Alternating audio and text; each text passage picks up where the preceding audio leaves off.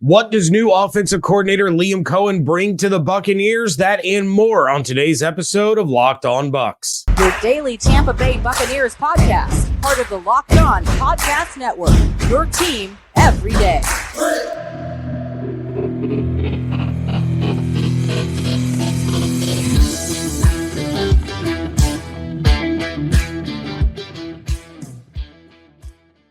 What's up, and welcome into this Tuesday episode of Locked On Bucs, your daily podcast covering the Tampa Bay Buccaneers, part of the Locked On Podcast Network, your team every day. We want to thank you for making Locked On Bucs your first listen review every single day. Don't forget you can subscribe or follow for free on YouTube or wherever you get your podcasts. And of course, you can follow along on Twitter. I am James Yarcho at JYarcho_Bucs, credential member of the media covering your Tampa Bay Buccaneers as deputy editor of SB Nation's BucsNation.com. And I'm here with you every Monday through Friday, along with our everydayers. And for that, I want to share my appreciation for your continued support of the show. One of the ways you can support the show is by becoming a Locked On Bucs insider. You're going to get news, rumors, the inside scoop, exclusive content delivered directly to your phone, plus one-on-one conversations with me via text message. You can join the Locked On Bucs insiders by going to joinsubtext.com/LockedOnBucs to sign up. This episode is brought to you by LinkedIn Jobs.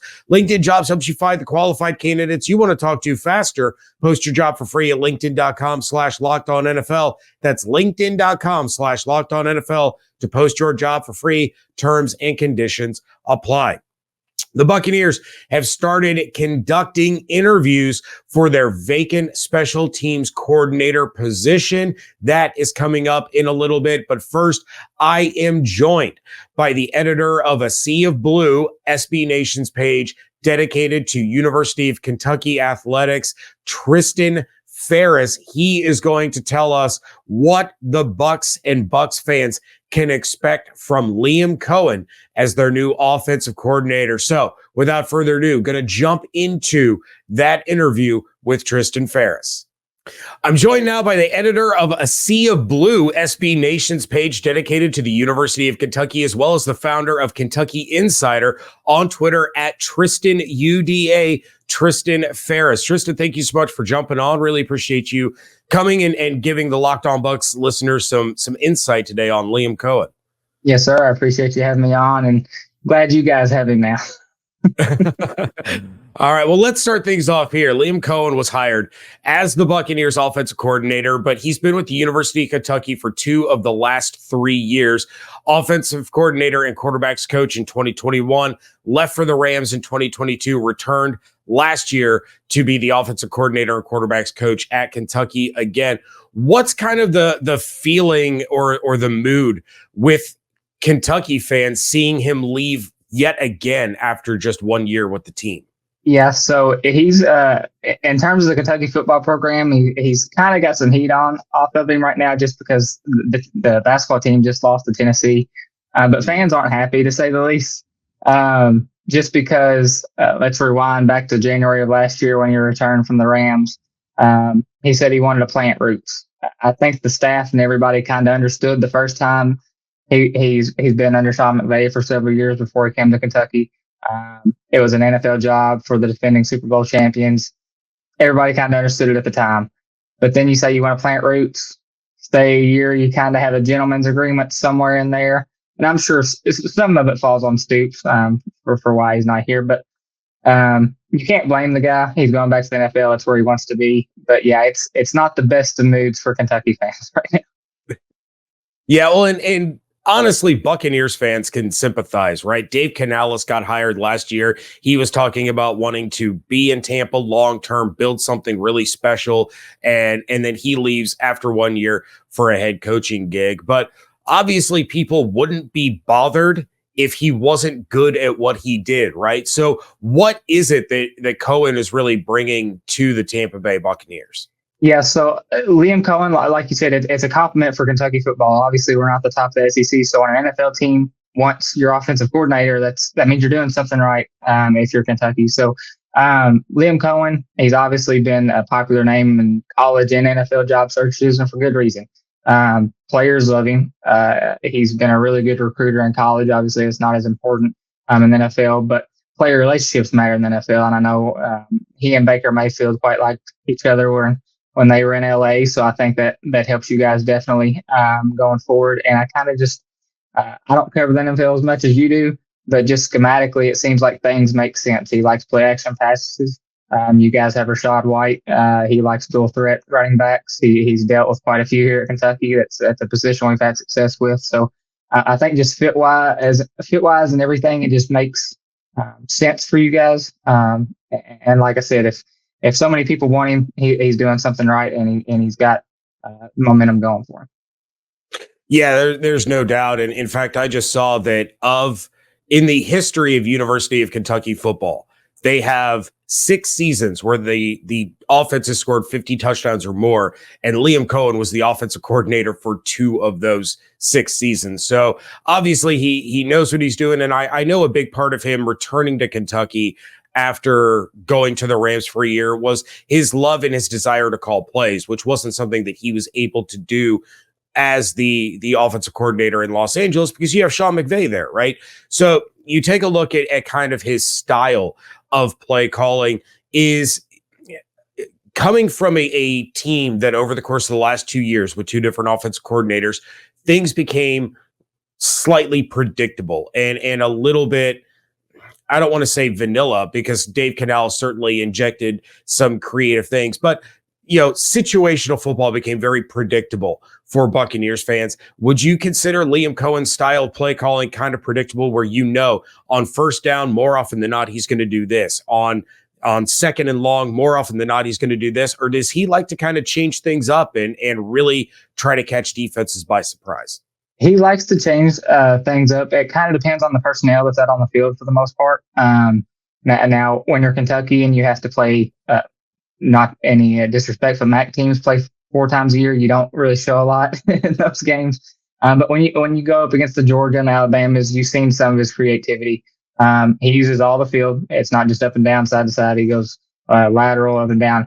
So you'll see his creativity there. And like I said, you guys, you'll really see it in the play action passing. It is where I believe most of his creativity comes into play. And that's where those big explosive plays have come for Kentucky. And that's honestly what Kentucky's offense has been missing for so long. Under Mark Stoops was slow, grounded out football, Iowa-like. That's where he coached and played at for a little bit. So that kind of injected new life in Kentucky football. So yeah, it's more the creativity and catching people off guard that I think you guys will like. It's not very predictable for the most part, but there are times he likes to play a little bit conservative. But that's every offensive coordinator at times. So I don't think you guys will be disappointed in that part. More with Tristan coming up next on today's episode of Locked On Bucs, part of the Locked On Podcast Network, your team every day. At the start of every new year, every small business owner is asking themselves the same question. What's the one move I can make that'll take my business to the next level in 2024? LinkedIn Jobs knows that your success all depends on the team you surround yourself with. And that's why LinkedIn Jobs has created the tools to help find the right professionals for your team faster and for free. LinkedIn isn't just another job board. They have a vast network of more than 1 billion professionals, which makes it the best place to hire. Hiring is easy when you have that many qualified candidates. So easy, in fact, that 86% of small businesses get a qualified candidate within 24 hours. That's why small businesses rate LinkedIn Jobs #1 in delivering quality hires versus leading competitors. LinkedIn also knows that small businesses are wearing so many hats right now that they might not have the time or resources to hire. Thankfully, with LinkedIn, the process is intuitive, quick, and easy. Post your job for free at linkedin.com/LockedOnNFL. That's linkedin.com/LockedOnNFL to post your job for free. Terms and conditions apply. Happy Super Bowl to all who celebrate from FanDuel, America's #1 sportsbook. And if you're like me, Super Bowl Sunday is all about scoring the best seat on the couch, grabbing your favorite football snacks, and placing some super bets. I love kicking back with the family, chowing down on some of our Super Bowl staples like queso, pizza bread, pretzel bites, cupcakes, chips, all that you can imagine. My children love junk food, so that's what we eat. And we just enjoy that last night of football before we have to wait all the way until September before the games start again. FanDuel has so many ways for you to end the season with a W or 2 or 3. And not only can you bet on who will win Super Bowl 58, but FanDuel also has bets for which players are going to score a touchdown, how many points will be scored, and much, much more. New customers join today and you'll get $200 in bonus bets if your first bet of $5 or more wins. Just visit FanDuel.com/locked-on to sign up. That's FanDuel.com/locked-on. Make every moment more with FanDuel.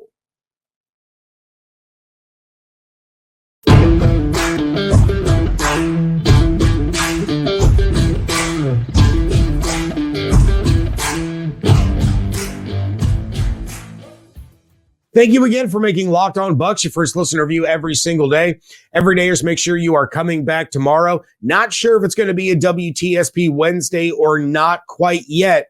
Evan may be on location, but I will keep you all updated. Of course, again, Locked On Bucs insiders will know first and foremost. But in the meantime, Locked On has launched the first ever national sports 24/7 streaming channel on YouTube. Locked On Sports Today is here for you 24/7, covering the top sports stories of the day with the local experts of Locked On, plus our national shows covering every league. Go to Locked On Sports Today on YouTube and subscribe to the first ever national sports 24/7 streaming channel. Without further ado, want to dive back in to my conversation with Tristan Pharis of A Sea of Blue, SB Nation's University of Kentucky Wildcats page, talking about the Buccaneers' hire of Liam Coen. Well, one area where the Buccaneers have struggled a lot over the last couple of years is in the run game. Dave Canales and Rachaad White seem to get things figured out in the second half of the season. But now under Cohen, it seems like a lot of his experience has been primarily in aerial assault offenses. What can Bucs fans expect from him when it comes to getting the running game back to becoming a legitimate threat?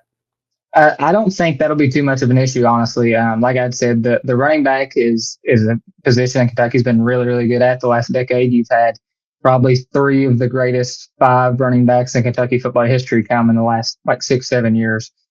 So Chris Rodriguez, who's with the Commanders right now, that's who Cohen had his first go around. And I think he went his whole college career maybe being tackled for a loss just 3 times, which is crazy. So he can design really good plays to make sure that you guys are getting positive yardage. Did so with him. And this year with Ray Davis, he was from Vanderbilt. He's expected to be drafted this year. He was used in the run and pass game. So even though he does he favors the pass, like most modern offenses do and pro style offenses, he's not afraid to get the running back involved.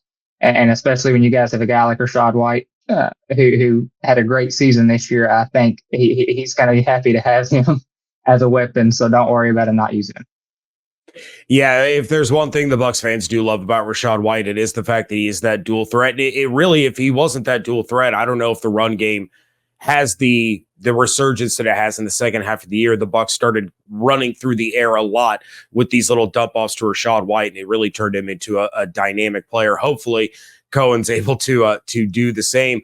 But I do want to mention that there was some drop off in production from Cohen's 2021 offense compared to last year. Now, of course, they had Will Levis in 2021, but was there a change in offensive approach or philosophy that led to a little bit of a dip in production, or was it primarily kind of a personnel issue where they just didn't quite have the talent last year that they did in 2021? I think the latter is more so the issue, just not the talent, especially on the offensive line. It got better as the season went on, but that's been an issue. If you look at Cohen's first year, they had probably Kentucky's best offensive line and probably since the 70s. So a very historically good offensive line that he got to work with that first year. Obviously, you touched on Levis, who in college, his first season was great when he was injury free. But this year with Devin Leary and some of the pieces he had around him, it just didn't fit personnel wise. They went and got out the most talented players they could. Devin Leary was thought to be the best quarterback in the portal. But they kind of didn't examine how well he would fit in that program. And Devin Leary, I mean, he come from NC State. He never even read plays off of an armband. So it's something he had to get used to over the first part of the season. And he got a little bit comfortable more towards the end. But the inconsistency was just always there. But Cohen's always a guy that he wants to get the ball in the best player's hands. And this year you had two wide receivers, Dane Key and Breon Brown that we have, and they're very, very talented. But they just didn't measure up to their freshman seasons either. I mean, drop passes was an issue. It's just the talent, just not everything clicking at once, and like you said, the personnel just not fitting. You take a look, and I've mentioned before on this show, I've mentioned it at Bucs Nation. Nobody really thinks of Kentucky as a football school, right? They are a basketball school, tried and true, diehard basketball town.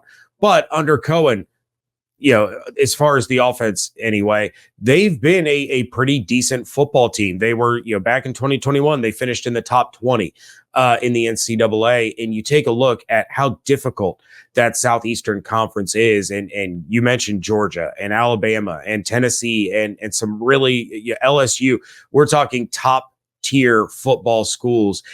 What's going to be kind of the difference, do you think, for Cohen to face some of these, diehard football schools compared to, the NFL when it comes to how creative he can be, what he's able to do?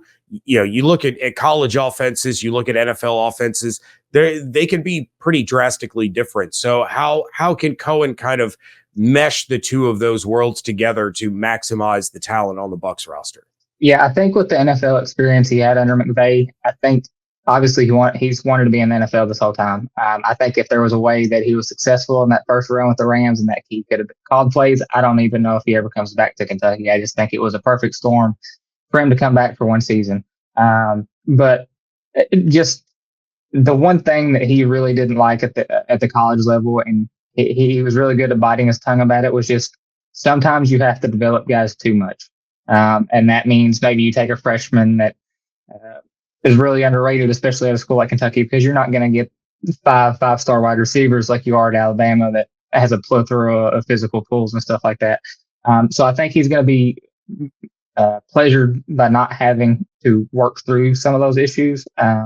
He doesn't have to work on the fundamentals as much. He can more worry about schematics, and he's dealing with professionals at that point. And I think that was one thing he really touched on when he did come back. He talked about when he was with the Rams, just it was a kind of professional attitude. It's more comfortable for him. So I honestly think the NFL game suits more what he wants as a coach and more that he wants to accomplish. So I don't think it's more so him getting accustomed to the NFL. I think he was actually getting more accustomed to the college level just based on his past experience.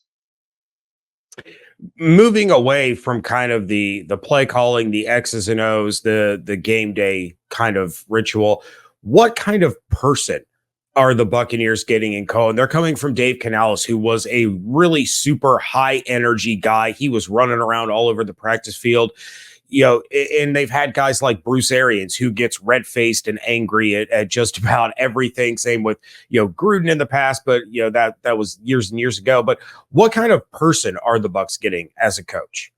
Yeah, I think the Bucs are getting a great guy.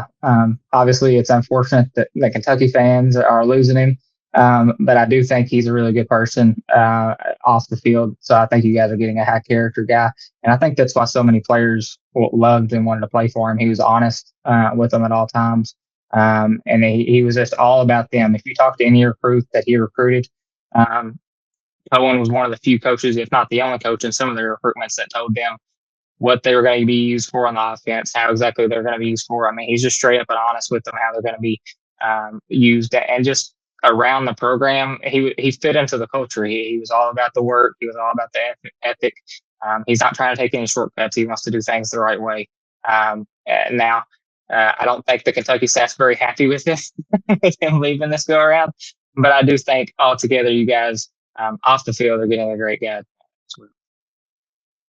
All right. And the last one that I have for you is, Liam Coen is a guy that worked closely with Baker Mayfield in Los Angeles. Do you feel that he leaves Kentucky after the things that you mentioned that he said and wanting to put down roots? Is he leaving Kentucky for the Buccaneers offensive coordinator job if there isn't a strong belief that Baker Mayfield is returning to the Bucs next season? I'm not going to speak on that because I don't know. But I will say Cohen, his name's been around so many NFL jobs here recently. It kind of just felt like he wanted to go back to the NFL. Not to say that he's not intrigued to work with Baker again. But I do think that plays a part. Obviously, they had a good relationship in the Rams, and honestly, him coming back, I feel like that would be a positive for Baker. That's something he was used to, something he liked there at the end. But I think it's more so about Cohen just wanting to get back to that level. And obviously, there was some talk about the Bears job early. I don't think that really went too deep, but he just kind of put his name out there so much. It just didn't seem like he was no longer content at Kentucky, and that's a plethora of issues that could be talked about that shouldn't be talked about on the podcast. But it was just something that he was ready to move on and come back to the NFL. And I think just maybe having the opportunity to work with Baker again, kind of being able to create his own offense, talk about getting a new offensive line and receivers coach and stuff like that. I think that was just a big opportunity that I don't think he could pass up. That was something he didn't get to do with the Rams. Like you said, he was the offensive coordinator, but didn't get to call any plays. It was kind of everything was just plug and play with him being the coordinator there. But I think this was a better opportunity and something that suited what he was looking for better. All right. Well, Tristan, I certainly appreciate some of your time. I know our listeners and viewers are going to appreciate hearing more about the guy that they're getting at offensive coordinator. Let everybody know where they can find you and all of your work about the University of Kentucky Wildcats. Yes, sir. I appreciate you having me on. You guys can catch me on Twitter. I see the handles down below my name, but you can catch me on A Sea of Blue and Kentucky Insider as well. All right. Again, Tristan, thank you so much. Really appreciate you. Thank you. You guys have a good one. Thank you again to Tristan for some time to jump on here, talk about the hiring of Liam Coen. But he's not the only guy that the Bucs are going to hire, and they've been conducting some interviews. That is coming up next on today's episode of Locked On Bucs. Did the game go to timeout? Time to order in with DoorDash is at halftime. That's ordering time. 2-minute warning. You got it. That's your cue to order in. Order pizza, wings, soda, burgers, even just buns on DoorDash and get it all delivered without missing the game. I know with my kids' crazy schedules, there's a lot of eating on the run, and sometimes I place a DoorDash order when we're leaving the ice rink or the basketball court so that dinner is waiting for us when we pull in the driveway. All of your favorite restaurants and stores from retail to grocery are on the app, so you can shop everything that you need to get game day ready. Get 50% off up to a $10 value when you spend $15 or more on your first order when you download the DoorDash app and enter code LOCKED23. Subject to change, terms apply. That's 50% off up to a $10 value when you spend $15 or more on your first order. You just download the DoorDash app and enter code LOCKED23, LOCKED, the number 2, the number 3. Subject to change, terms apply. Passion, drive, and patience. What brings home the winning trophy is also what keeps your ride or die alive. eBay Motors has everything that you need to maintain your vehicle and level it up to peak performance. From superchargers, roof racks, exhaust kits, LED headlights, brakes and rotors, and much, much more. Whether you're into speed, power, or style, eBay Motors has got you covered. With over 122 million parts for your number one ride or die, you'll always find exactly what you're looking for. And with eBay Guaranteed Fit, your part is guaranteed to fit your ride every time or your money back. Because with eBay Motors, you're burning rubber, not cash. For all the parts that you need at the prices that you want, it's easy to turn your car into the MVP and bring home that win. So keep your ride or die alive at ebaymotors.com. Eligible items only. Exclusions apply. eBay Guaranteed Fit only available to U.S. customers.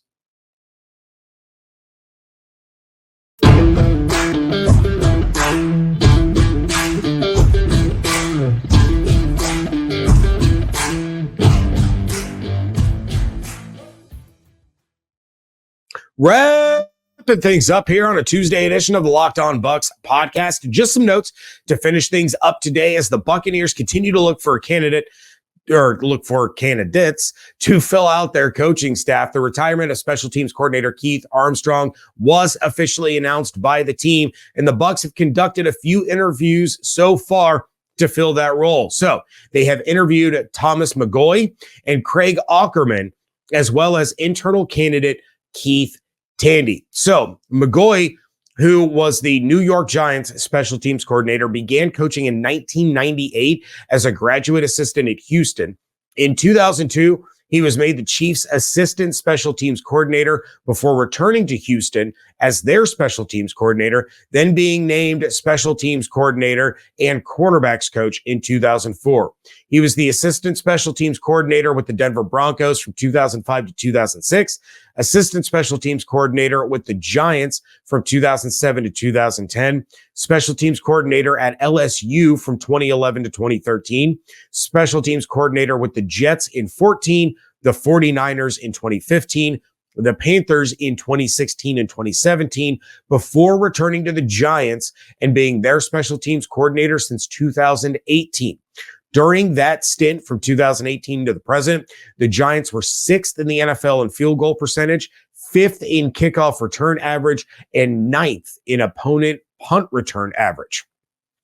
The other outside candidate, Craig Aukerman, started as a wide receivers coach at Findlay in 2000 before stops at Miami of Ohio, Western Kentucky, back to Miami, and Kent State. He joined the NFL in 2010 as a defensive assistant in Denver, then had the same position at Jacksonville the next year before being promoted to a special teams coordinator. He became the assistant special teams coordinator in Tennessee with the Titans from 2013 to 2015. He was the special teams coordinator for the Chargers in 16, back to the assistant special teams coordinator with the Titans in 17, before being promoted to the special teams coordinator in 2018, having held that position ever since. During that span, the same span McGoy had in New York, so from 2018 to 2023, the Titans were 1st in the NFL in gross punt average,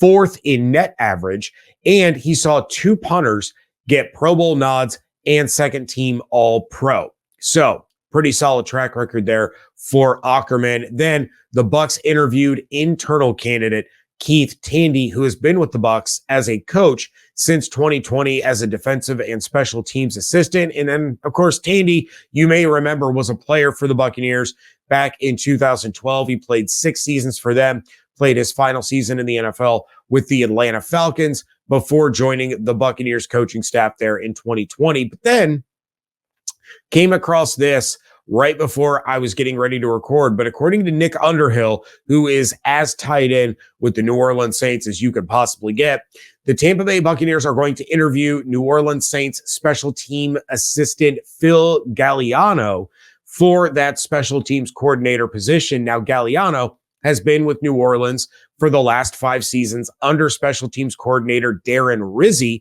and it's certainly an interesting name to watch. The Saints have had really good special teams units for quite a while, and Galliano was a special teams assistant for the Bucs from 2012 to 2013. He came over from Rutgers with Greg Schiano. So Galliano has been coaching since 2000 with stops at Dickinson, New Haven, Villanova, Rutgers, Florida International, back to Rutgers, then to Tampa with Greg Schiano, back to Rutgers again, then joined the Miami Dolphins before returning to the college ranks with Penn State. Then he joined the New Orleans Saints. So a couple of names to keep out in this special teams coordinator search. And I'm just going to say this. I know some of you are probably thinking it's the special teams coordinator. Who cares? Special teams is still 1/3 of the game. And we saw just last year with the Buccaneers, you had, Jake Camarda have some rough games and set up opposing teams with really good field position. And, that would occasionally bite them in the butt. You had Chase McLaughlin miss that field goal in the divisional round against the Detroit Lions. Could have made the end of that game a little more interesting had he been able to make that field goal. Maybe they're kicking the extra point instead of going for 2 towards the end of the game. And how long have we talked about how the Buccaneers just can't get anything going in the return game? Kickoff returns, I'm not really concerned about. Most of those are going through for touchbacks, but punt returns have not been great. It would be nice to get someone in there that can kind of really get that part of the special teams going to help set up the offense with a little bit better field position, maybe help the offense out a little bit more. So special teams is still incredibly important. And when you have good special teams, you tend really not to notice it. Your kicker goes out there, you pretty much are confident that it's an automatic 3 points. Your punter goes out there, you know he's going to pin it inside the 20. But when you have a bad special teams, you notice, because it swings games, and it swings games in a big hurry. So even though the special teams coordinator job isn't going to get the hype or the publicity of the offensive coordinator, it's still an incredibly important coaching vacancy that the Bucs have to fill, and they have to fill with the right guy. As for this episode, that is going to do it. I want to thank you once again for making Locked On Bucs your first listen review every single day. Make sure you are checking out everything going on over at BucsNation.com. Make sure you're following on Twitter at Locked On Bucs, at @JYarcho_Bucs, and become a Locked On Bucs insider. Go to joinsubtext.com/LockedOnBucs. Hope you all have an absolutely outstanding day. Stay safe, stay healthy, fire the cannons. Thank you so much for joining me right here on Locked On Bucs, part of the Locked On Podcast Network, your team every day.